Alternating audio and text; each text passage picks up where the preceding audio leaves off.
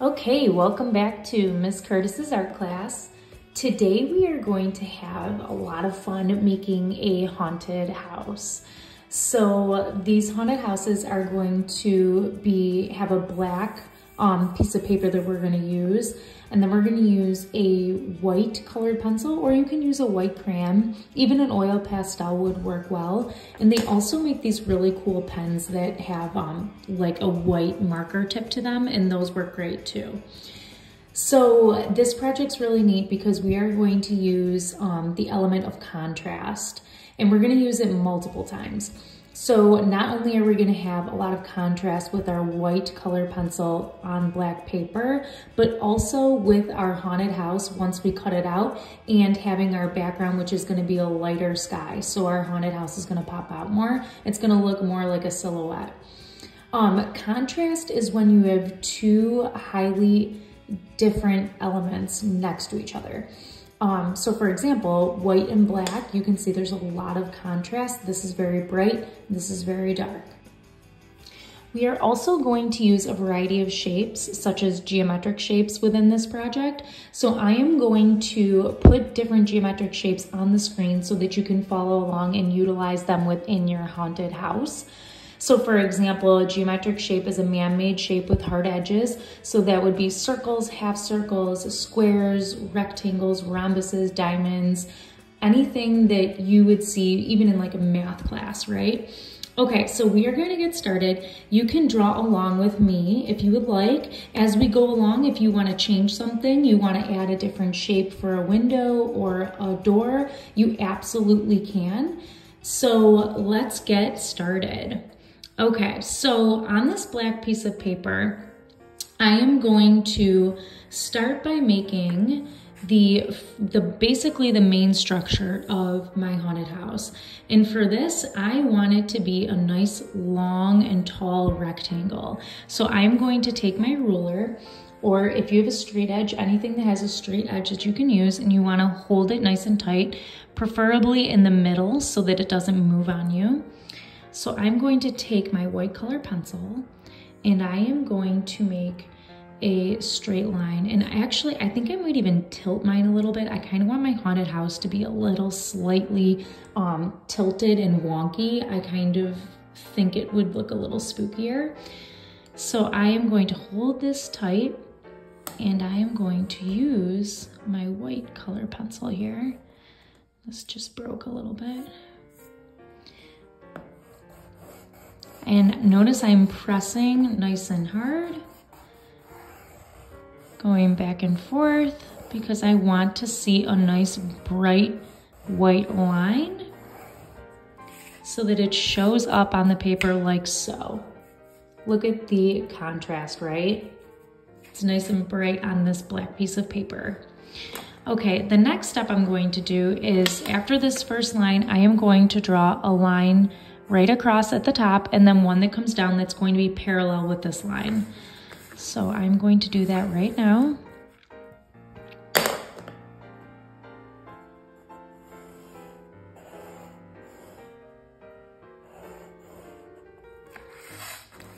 And then again, I am going to make it slightly tilted.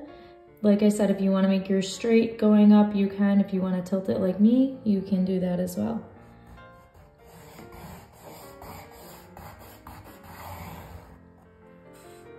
Okay, all right.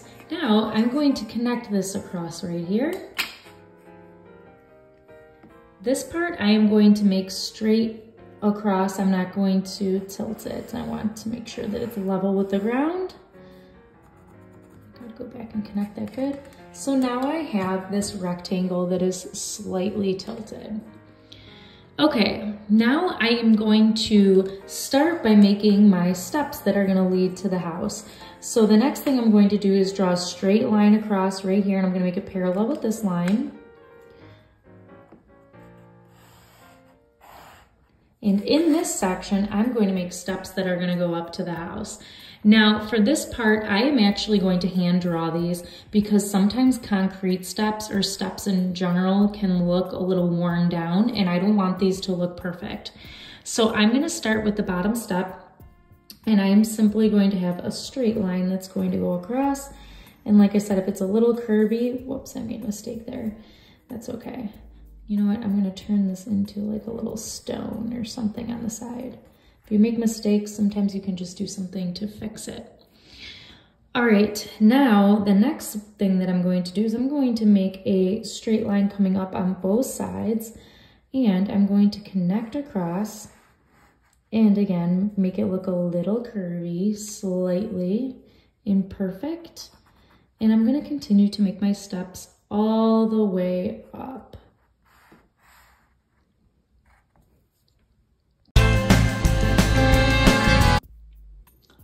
Okay, the next step that I'm going to do is I'm going to add a doorway and some windows. Now, again, I'm gonna stop actually using my ruler. If you want, you can still use your ruler if you wanna make like this part of the door more straight. That's up to you. So I'm going to make my doorway go straight up and then have an arch at the top. So I'm gonna tilt this doorway just a little bit. I'm gonna make it go up and then curve and come straight down. Now, something you might notice if you're using a colored pencil is that you may need to sharpen it within this project just because I am pressing so hard on the paper to get a nice white line. So I have my handy dandy sharpeners and I'm gonna continue. Okay, so I'm going to do 4 windows, I think. These ones down below, I'm going to make them have a triangle top and I think I'll just make arches for the top ones. So I'm gonna design my windows and I'm also gonna put some ledges down below and some other details. So I'm gonna kind of speed this up so you can see and then I can't wait to see what you decide to do with your windows.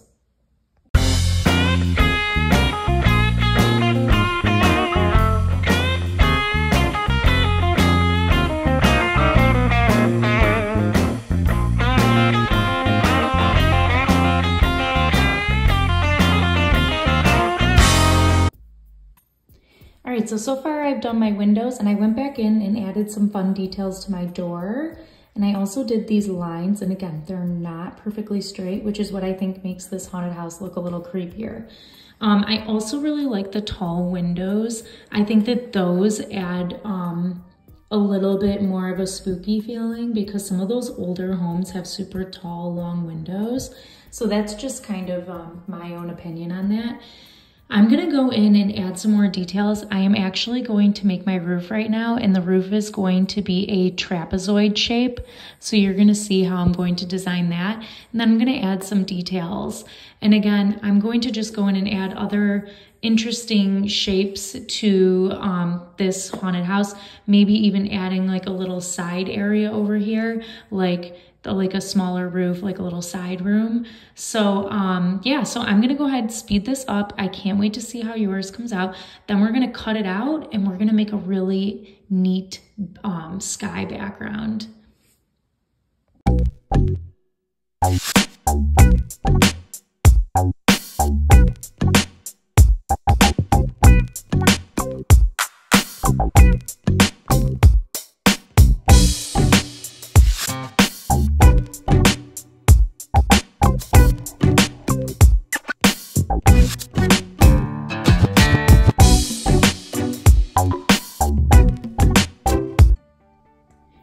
Okay, so this is my creative looking haunted house here.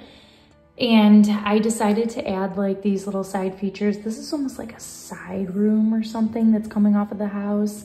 And then over here, you can see I put this little like swirly railing and just like another part of the house on the side. Different little lines and details. Yeah, so again, think about what kind of lines, what kind of shapes you want to use to make your house super unique. I am going to now cut this out carefully. I'm going to go around all of the edges, the outer lines, and then I am going to glue this to, well, at the end, a piece of paper that has a sky background on it.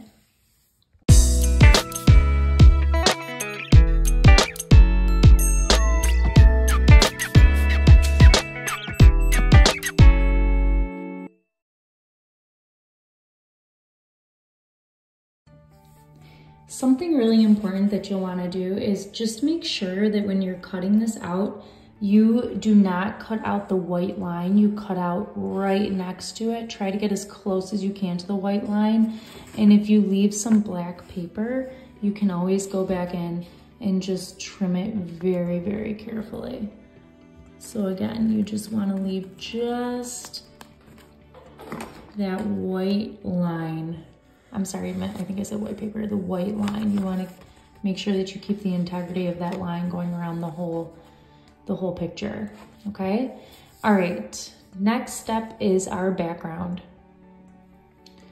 Okay, so for your background, you're going to want a white blank piece of paper and a smaller strip of black, and we are going to glue this piece to the very bottom of the white piece so that this is going to basically be our ground right here that the house is going to sit on.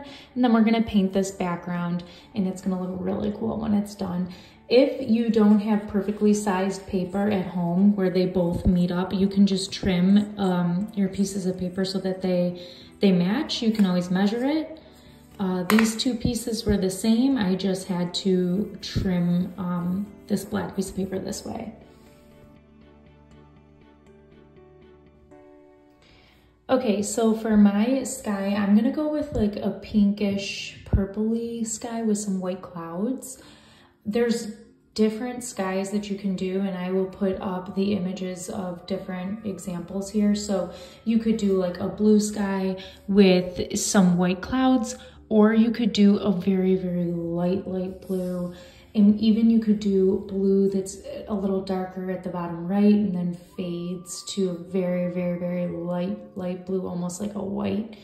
And then some people chose to wait, and when it dried in their backgrounds of their sky, to do some, almost like you could do like very, very light black on your brush and make these really beautiful tree branches that are coming in, or almost like some grass out in a field. Or you could also, like I said, go back in and paint some white clouds, or you could color them in with a colored pencil or an oil pastel. So I'm gonna start working on the sky, and I have my watercolors here. I'm going to be using the little bit of blue, tiny bit, mostly purple and a touch of red. And then I'm gonna water these down in such a way that it's very, very light. Like again, if you go straight from the water with the paint and the paint right to your picture, it's going to be a very bright color. So what I'm gonna do is continue to pick out the color, kind of wash it out over here, add more water, wipe it off, keep wiping my brush until it gets very, very faint. Okay, so let's get started here. I'm going to start with the purple. I am taking my brush, I'm dipping in the cup, and I am going to bring over 3 drops of water. And I'm just gonna activate that paint right here. And again, this is very bright, what I have on my brush. So I'm going to bring it over to the side here and just kind of water it down, and I'm going to see how that looks.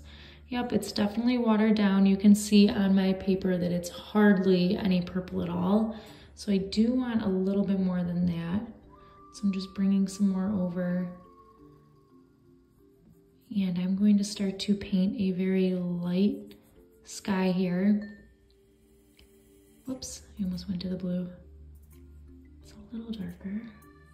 And I'm gonna go through, and the sky is going to go, and the brush strokes are gonna go from left to right here. So I just wanna keep things horizontal as it would look if you were looking at the sky. So I'm not really gonna paint up and down. All right, so I am going to speed this up. Oh, one other thing really quickly. I'm rinsing my brush good. I'm going to go a tiny bit into this red right here. And I may even mix in my palette area, not inside both of these, because you want to keep it nice and clean. And now I have this magenta color, and I'm going to just kind of have this mix with the purple, okay? So you can experiment with your sky colors that you're working with, And at the end, I will show you how I'm going to use some white, either pastel or color pencil here to make some clouds.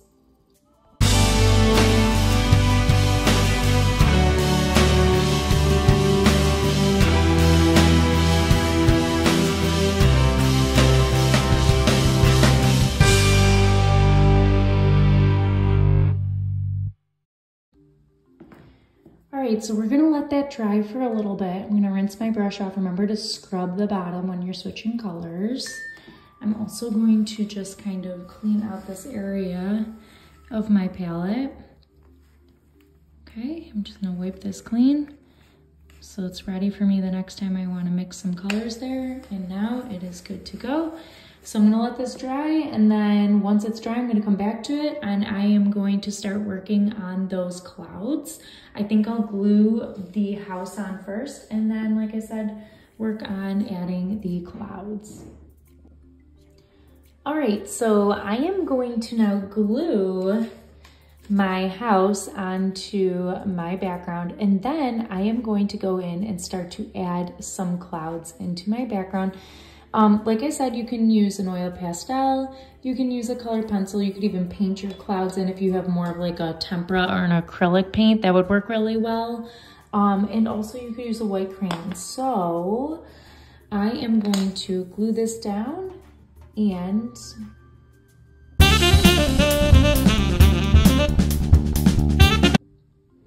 all right, so I glued it down. I made sure to get the glue close to the edge, but I didn't want to put too much so it didn't like come out the side when I pressed it down. I even tilted it a little bit more once I put it on my paper. I just like it to look, like I said, a little spookier or creepier with it tilting. And so now I'm going to work on my clouds. I'm gonna use the oil pastel right now, and I started actually to test it out over here. And I'm just going to add in some white clouds. I'm just gonna go right over where I had painted. And I am so excited to just go through and make these organic looking clouds, which again, that means they don't have perfect edges. And I want them to look pretty natural, like how you might see a cloud out in the sky. So I'm going to just press, and I'm just kind of curving them right now. Have some of them coming off the edge of the paper. It'll draw some more interest. And so I am going to go ahead and work on these clouds, and I will speed this up, and I can't wait to see how yours comes out.